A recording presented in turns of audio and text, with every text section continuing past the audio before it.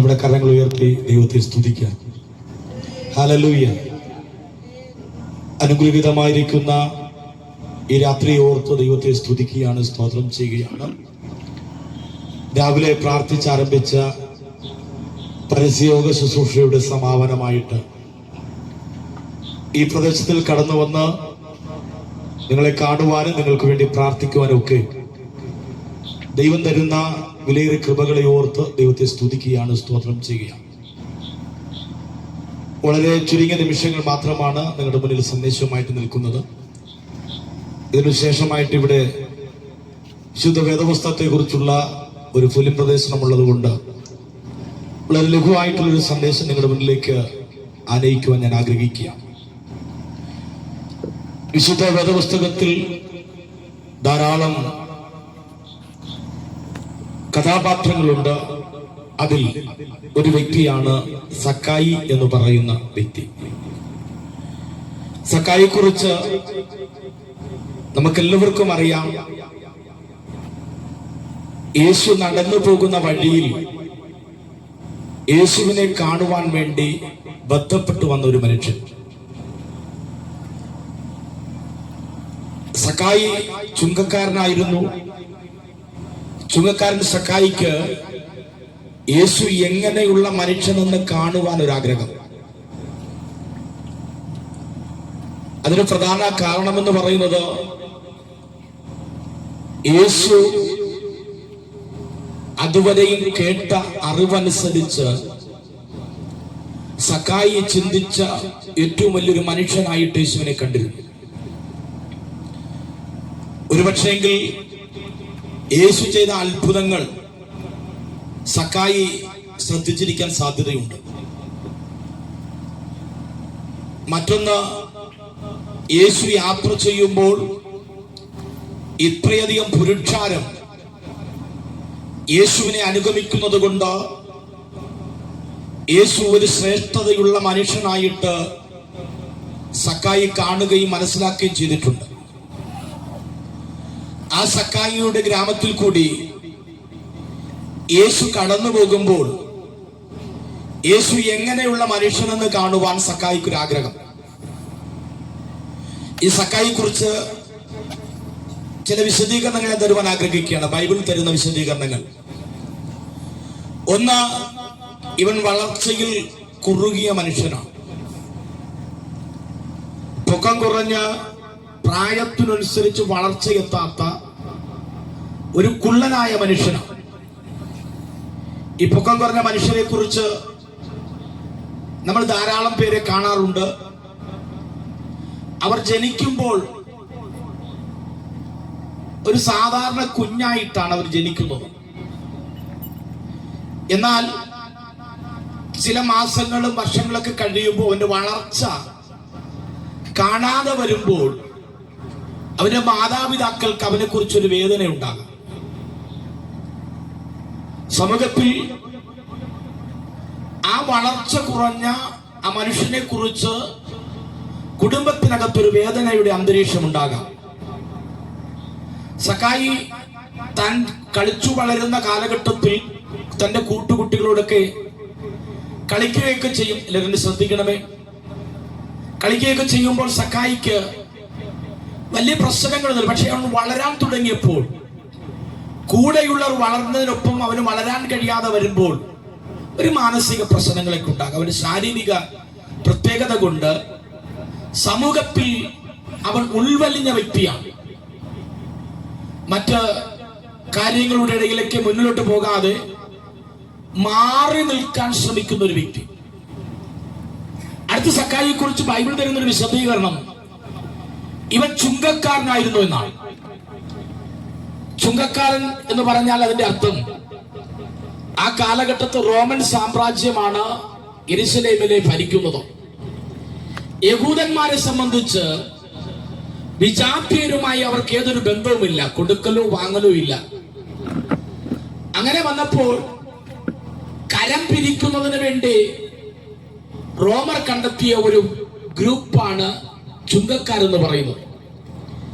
അത് യഹൂദ മതത്തിൽ തന്നെയുള്ളവരും എന്നാൽ വിശ്വാസ പ്രമാണങ്ങൾക്കെതിരെ അല്ലെങ്കിൽ അനുസരിക്കാതെ ജീവിതം പാഴാക്കുന്ന ആ സമൂഹത്തിൽ തന്നെ വെറുക്കപ്പെട്ടവരായിരിക്കുന്ന ചിലർ അവരെ ഈ കാര്യം ഏൽപ്പിച്ചപ്പോൾ അവർ കരം പിരിക്കാൻ തുടങ്ങി.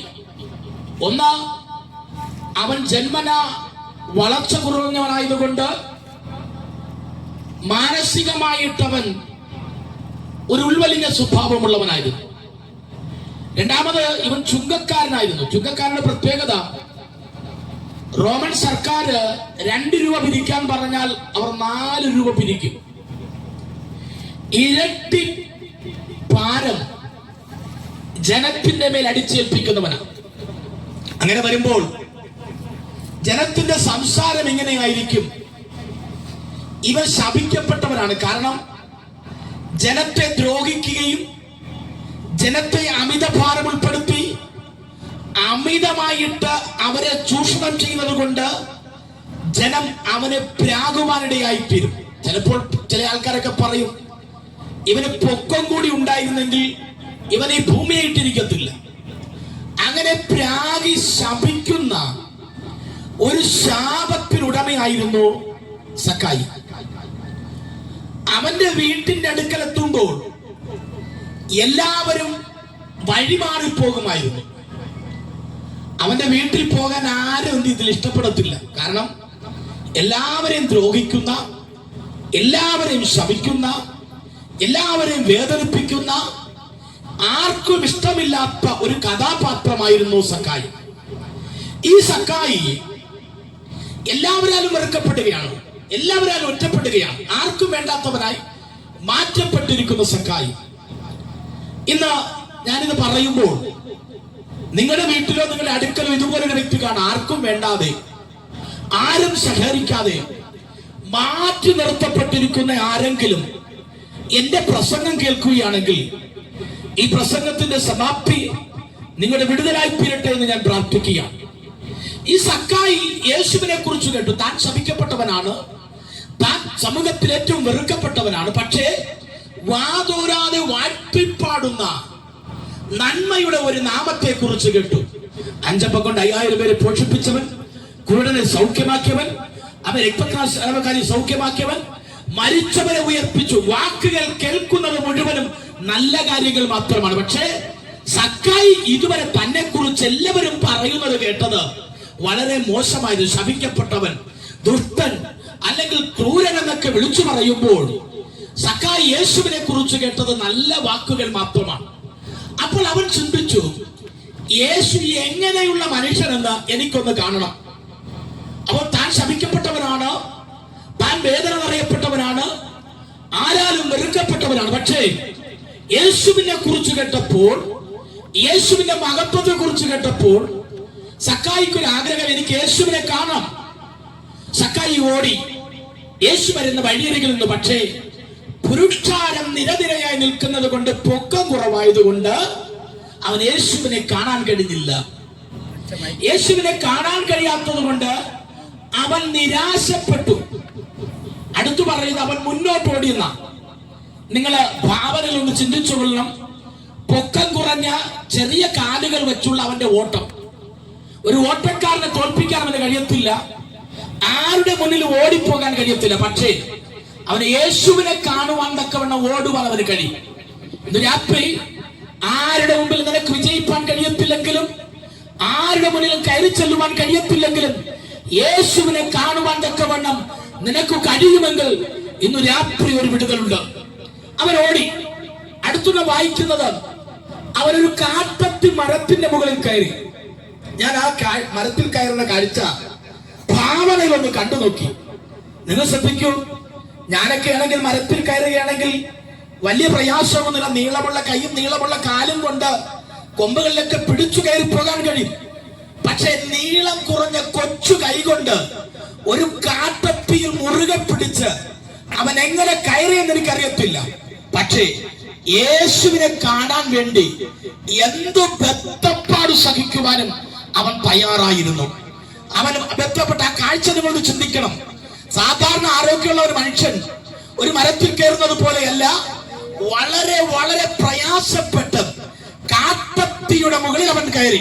മുകളിൽ കയറി പറ്റിയപ്പോൾ അവന് വളരെ സന്തോഷം തോന്നി. ഇങ്ങനെയാണ് യേശു പോകുന്ന വഴി ഇതായതുകൊണ്ട് ഈ മരത്തിന്റെ മുകളിൽ നിന്ന് യേശുവിനെ കുറിച്ച് കാണാൻ കഴിയും. അങ്ങനെ യേശു എന്നെയും കാണത്തില്ല, എല്ലാവരും പോയിട്ട് ഈ കാട്ടത്തിൽ നിന്നിറങ്ങി ശപിക്കപ്പെട്ട തന്റെ ഭവനത്തിൽ പോകാമെന്ന് ആഗ്രഹിച്ചു. വേദന മാത്രം നിറയുന്ന തന്റെ ഭവനത്തിലേക്ക് പോകാമെന്ന് ആഗ്രഹിച്ചു. പ്രശ്നം മാത്രം നിറഞ്ഞ ഭവനത്തിലേക്ക് പോകാൻ ആഗ്രഹിച്ചു. പക്ഷേ അവിടെ ഒരു സംഭവം ഉണ്ടായി. ആ കാട്ടത്തിയുടെ മുകളിൽ സക്കായി കയറിയിരിക്കുമ്പോൾ അതുവഴി വന്ന യേശു അവിടെ നിന്നു. ഇന്ന് രാത്രികാലം നിന്റെ പ്രയാസങ്ങളുടെ അടുക്കൽ, നിന്റെ ദുരിതങ്ങളുടെ അടുക്കൽ, നിന്റെ വേദനയുടെ അടുക്കൽ യേശു വരുമ്പോൾ അവിടെ നിൽക്കുവാൻ യേശുവിന് മനസ്സുണ്ട്. നിന്റെ വേദന കാണുവാൻ യേശു മനസ്സുണ്ട്. നിന്റെ പ്രശ്നം കാണുവാൻ യേശുവിന് മനസ്സുണ്ട്. യേശു ഉയരത്തിലേക്ക് നോക്കി സക്കായിയോട് പറഞ്ഞൊരു കാര്യം, എനിക്ക് വളരെ സന്തോഷമുണ്ട്. സക്കായി, നീ വേഗം ഇറങ്ങി വാ, ഇന്നു ഞാൻ നിന്റെ ഭവനത്തിൽ പാർക്കേണ്ടതാകുന്നു. വളരെ ശ്രദ്ധിക്കണമേ, സക്കായിയുടെ ഭവനത്തിൽ ഭിക്ഷക്കാര് പോലും പോകാൻ മടിക്കുന്നവരാണ്. കാരണം ഭിക്ഷക്കാര് പോയാൽ പോലും 10 പൈസ കൊടുക്കാത്ത ക്രൂരനായ മനുഷ്യന്റെ ഭവനത്തിനകത്തേക്ക് യേശു എന്ന മകത്തുള്ള വ്യക്തി വരുവാൻ തയ്യാറാണെന്ന് പറഞ്ഞപ്പോൾ സക്കായി ആശ്ചര്യപ്പെട്ടു. ഇന്നലെ വരെ തന്റെ അയൽക്കാർ വരാൻ തയ്യാറായിട്ടില്ല, തന്റെ ബന്ധുക്കൾ വരാൻ തയ്യാറായിട്ടില്ല. എന്റെ ഭാവനയിൽ ഒന്നുകൂടി പറഞ്ഞാൽ വിട്ടുപോയ അപ്പനും അമ്മയും പോലും സക്കായിയുടെ ഭവനത്തിൽ കാലുകുത്തുവാൻ തയ്യാറാകാതിരിക്കുമ്പോൾ യേശു അവന്റെ ഭവനത്തിൽ വരാൻ ആഗ്രഹിക്കുക. ഇന്ന് രാത്രിക്കാലം ഞാൻ പറയട്ടെ, ഒരു ദൂത് നിങ്ങളുടെ ഹൃദയത്തിനകത്തേക്ക് ആമേ വളരെ ശക്തമായിട്ട് നൽകട്ടെ, നൽകിക്കൊണ്ട് ഞാൻ മുന്നോട്ട് പോകട്ടെ. ആരൊക്കെ നിങ്ങളുടെ വീട്ടിൽ വരാൻ ആഗ്രഹിക്കുന്നില്ലെങ്കിലും യേശു നിങ്ങളുടെ വീട്ടിലേക്ക് വരിക. യേശു വരുന്നത് നിങ്ങളെ ശപിക്കാനല്ല, യേശു വരുന്നത് നിങ്ങൾക്ക് കണ്ണീർ തരുവാനല്ല, യേശു വരുന്നത് നിങ്ങളെ കുറ്റം വിധിക്കുവാനല്ല, യേശു വരുന്നത് നിങ്ങളെ നീതീകരിപ്പാനാണ് എന്നതാണ് നമുക്ക് ഏറ്റവും സന്തോഷകരമായ കാര്യം. യേശു സക്കായിയോട് പറയുകയാണ്, ഇന്ന് ഞാൻ നിന്റെ വീട്ടിൽ പാർക്കുന്നു. ഒന്നുകൂടി ആ വീട് ഞാനൊന്ന് വിശദീകരിക്കട്ടെ. ഇന്ന് വരെ ഒരു പഞ്ചായത്ത് മെമ്പർ ആ വീട്ടിൽ കയറിയിട്ടില്ല. ഇന്ന് വരെ അയൽക്കൂട്ടത്തിലെ പണിക്കാർ ആ വീട്ടിൽ കയറിയിട്ടില്ല. എന്തിനേറെ പറയുന്നു, ആ വീട്ടിന്റെ അടുത്തുകൂടെ പ്ലാസ്റ്റിക് കവർ ശേഖരിക്കാൻ വരുന്ന ഹരിതകർമ്മ സേവന പ്രവർത്തകര് പോലും ആ വീട്ടിൽ കയറിയിട്ടില്ല. കാരണം ഇത്രയും ക്രൂരനും ഇത്രയും പിശുക്കിയും ഇത്രയും ശപിക്കപ്പെട്ടവനുമായ ഒരു മനുഷ്യന്റെ ഭവനത്തിൽ ആരും വരുവാൻ മടിക്കുമ്പോൾ യേശു പറയാണ്, ഞാൻ നിന്റെ വീട്ടിലേക്ക് വരാൻ ആഗ്രഹിക്കുക. യേശു അവന്റെ വീട്ടിലേക്ക് പോയാൽ ഭയങ്കര സന്തോഷമുണ്ടായി. അവൻ ഇറങ്ങി മരത്തിൽ നിന്ന്. അവിടെയും നിങ്ങൾ ശ്രദ്ധിക്കുക, കൊച്ചു കൈവക്കാലും വെച്ച് എങ്ങനെ ബന്ധപ്പെട്ടവൻ ഇറങ്ങി, ബന്ധപ്പെട്ടിറങ്ങി എന്ന എന്ത് ഭാരപ്പെട്ട് അവൻ ഇറങ്ങി എന്ന് ബൈബിൾ പറയുന്നു. ഇറങ്ങി അവനെ യേശു അവന്റെ വീട്ടിലേക്ക് വന്നു. ഇന്ന് രാത്രികാലം നിന്റെ ശപിക്കപ്പെട്ട ജീവിതത്തിൽ, നിന്റെ വേദന നിറഞ്ഞ ജീവിതത്തിൽ, നിന്റെ ഒറ്റപ്പെട്ട ജീവിതത്തിനകത്ത് യേശു വരുവാൻ ആഗ്രഹിക്കുക. യേശു വന്നു കഴിഞ്ഞപ്പോൾ സക്കായി ഒരു പ്രഖ്യാപനം നടത്തി, അല്ലേ ഗുരു, ഇന്ന് വരെ വെറുക്കപ്പെട്ടവനായിരുന്നു, ഇന്ന് വരെ എന്റെ ഭവനത്തിൽ ആരും വരാത്തവനായിരുന്നു. പക്ഷേ ആരും വരുവാൻ ആഗ്രഹിക്കുന്ന, ആ കാണുവാൻ ആഗ്രഹിക്കുന്ന, എന്റെ ഭവനത്തിനകത്ത് വരുവാൻ ഞാൻ യോഗ്യനല്ലെന്ന് പ്രഖ്യാപിച്ച യേശു എന്റെ ഭവനത്തിൽ വന്നു. അതുകൊണ്ട് സക്കായി പറഞ്ഞൊരു കാര്യമുണ്ട്, ആമേൻ, ഞാൻ ചതിവായി വാങ്ങിയത് മടക്കി കൊടുക്കാം, ആരെങ്കിലും അപകരിച്ചിട്ടുണ്ടെങ്കിൽ അത് മടക്കി കൊടുക്കാമെന്ന് പറഞ്ഞു. ഇന്നു രാത്രികാലം ഇന്നലെ വരെ സക്കായിയുടെ വീട് നോക്കിക്കൊണ്ട് ശപിക്കപ്പെട്ടവനെന്ന് പറഞ്ഞപ്പോൾ യേശു വന്നപ്പോൾ അവൻ നല്ല തീരുമാനമെടുത്തു, നല്ല ജീവിതത്തിലേക്ക് വന്നു. അവനെ കുറിച്ച് സമൂഹം പറയുന്നത് ഇന്ന് ചുങ്കക്കാരൻ മത്തായി എന്നല്ല, ചുങ്കക്കാരൻ സക്കായി എന്നല്ല. യേശുവിനെ കണ്ടപ്പോൾ ആമേ സകല തിന്മകളെയും വിട്ട്, ആമേ സകല ദുർമാർഗങ്ങളെയും വിട്ട് സന്മാർഗത്തിലേക്ക് വന്ന സക്കായി എന്ന് ഞങ്ങൾ പറയുക. യേശു അവന്റെ ഭവനത്തിൽ വന്നു. യേശു വന്നപ്പോൾ തന്നെ അവന് മാറ്റം വന്നു. ഇനി എന്റെ വാക്കുകൾ ചുരുക്കാനുള്ളത് കൊണ്ട് ഞാൻ ആ ഭാഗത്തിന്റെ അല്പം കൂടെ മുന്നോട്ട് പോകട്ടെ. യേശു വന്നു, സക്കായി തീരുമാനമെടുത്തു, മദ്യപാനം നിർത്തി, വെറുക്കൂത്തി നിർത്തി, ആമേ കഞ്ചാവൂരി നിർത്തി, ആമേ അങ്ങനെയുള്ള ദുശീലങ്ങൾ നിർത്തി. അവൻ നല്ലൊരു മനുഷ്യനായി തീർന്നു, നല്ലൊരു മനുഷ്യൻ. യേശു അവിടെ നിന്ന് പോയി. പിറ്റേ ദിവസം മുതൽ അക്കായിയുടെ വീട് നോക്കിക്കൊണ്ട് എല്ലാവരും പറയുന്ന ഒരു കാര്യമുണ്ട്, ഇന്നലെ വരെ സമാധാനമില്ലാത്ത ഭവനമായിരുന്നു, ഇന്നലെ വരെ സന്തോഷമില്ലാത്ത ഭവനമായിരുന്നു. ഇന്ന് സന്ധ്യയ്ക്ക് പാട്ടുണ്ട്, പ്രാർത്ഥനയുണ്ട്. ആമേ ഇന്നലെ വരെ കള്ളുകുടിച്ചു ചീത്ത വിളിച്ച വീട്ടിൽ ആമേ സന്തോഷം ലഭിക്കാനിടയായി തീർന്നു. ആമേ സമയപരിമിതി കൊണ്ട് എന്റെ വാക്കുകൾ ഇവിടെ വിരാമമിട്ട് ഞാൻ പ്രാർത്ഥിക്കട്ടെ. സക്കായിയുടെ ഭവനം പോലെ ശപിക്കപ്പെട്ട ഭവനമാണ് നിന്റെ ഭവനമെങ്കിൽ, വേദന നിറഞ്ഞ ഭവനമാണ് നിന്റെതെങ്കിൽ, യേശു നിന്റെ ഭവനത്തിൽ വരാൻ ആഗ്രഹിക്കുക. കാൽവരിയുടെ കുലക്കളത്തിൽ മാനവജനതയുടെ പാപത്തിന്റെ പരിഹാരത്തിന് വേണ്ടി ആമേ സ്വന്തം പ്രാണനെ ക്രൂശിൽ മരിച്ച് പാപികളെ രക്ഷിപ്പാൻ സ്വന്തം രക്തം ഊറ്റി തന്ന എന്നെയും നിന്നെയും വീണ്ടെടുത്ത യേശു നിന്റെ ഭവനത്തിൽ വരാൻ ആഗ്രഹിക്കുക. നിന്റെ തലമുറയുടെ ശാപം അഴിപ്പാൻ കഴിയും, നിന്റെ തലമുറയുടെ മദ്യപാനം മാറ്റാൻ കഴിയും, നിന്റെ തലമുറയുടെ ജീവിതത്തിൽ ഒരു ലക്ഷ്യത്തിലേക്ക് വരുത്തുവാൻ കഴിവുള്ള യേശുവിനെ കുറിച്ച് പത്രോസ് പറയുന്നു. മറ്റൊരുത്തലും രക്ഷയില്ല, രക്ഷിക്കപ്പെടുവൻ ആകാശത്തിന്റെ കീഴിൽ ഭൂമിയുടെ മീതെ നൽകാൻ യേശു എന്ന നാമല്ലാതെ ഒരു വേറൊരു നാമമില്ല. അവയെ സമയപരിമിതി കൊണ്ട് ഞാൻ പ്രാർത്ഥിച്ച് അവസാനിപ്പിക്കട്ടെ. ഒരു വാക്ക് ഞാൻ ചോദിക്കുന്നു, നീ ശപിക്കപ്പെട്ടവനെന്ന് നീ ചിന്തിക്കുന്നുവെങ്കിൽ, നിന്റെ ഭവനം ആർക്കും വേണ്ടാത്തതെന്ന് ചിന്തിക്കുന്നുവെങ്കിൽ, ആ ഭവനത്തിൽ ആമേ രാഷ്ട്രീയ നേതാക്കന്മാർ വരത്തില്ല, മന്ത്രിമാർ വരത്തില്ല, മുഖ്യമന്ത്രി വരത്തില്ല. പക്ഷേ നിന്നെ സൃഷ്ടിച്ച യേശു കർത്താവ് ഇന്ന് രാത്രി വരുവാൻ ആഗ്രഹിക്കുകയാണ്, നിനക്ക് സമാധാനം തരുവാൻ. ഒരു വാക്കിൽ ഞങ്ങൾ പ്രാർത്ഥിക്കുന്നു. ഈ ദേശത്ത് ഞങ്ങളുടെ ശബ്ദം ശ്രമിക്കുന്ന എല്ലാ പ്രിയപ്പെട്ടവർക്കായി ഞങ്ങൾ പ്രാർത്ഥിക്കുക. എല്ലാ പ്രിയപ്പെട്ടവരെ അനുഗ്രഹിക്കണം. ജീവിതത്തിൽ സമാധാനവും സന്തോഷവും ഇല്ലാതെ ആമേ ജീവിതത്തിൽ ദുരിതത്തിൽ കഴിയുന്ന പ്രിയപ്പെട്ടവർക്ക് ആശ്വാസവും സമാധാനവും നൽകുന്ന യേശു എന്ന രക്ഷകൻ ഈ ദേശത്തിലെ സകല ഭവനങ്ങളിലും ആമേ എത്തുവാനിടയായിട്ടെന്ന് പ്രാർത്ഥിക്കുന്നു. മദ്യപാനത്തുനിന്ന് ശാപത്തുനിന്ന് ചിലരെ വിടിവിക്കണം, രോഗശയ്യയിൽ നിന്ന് വിടിവിക്കണം. യേശു കർത്താവിന്റെ സ്നേഹം എല്ലാവരിലും നിറയപ്പെടണമെന്ന് പ്രാർത്ഥിക്കുന്നു. യേശുവിൻ നാം തന്നെ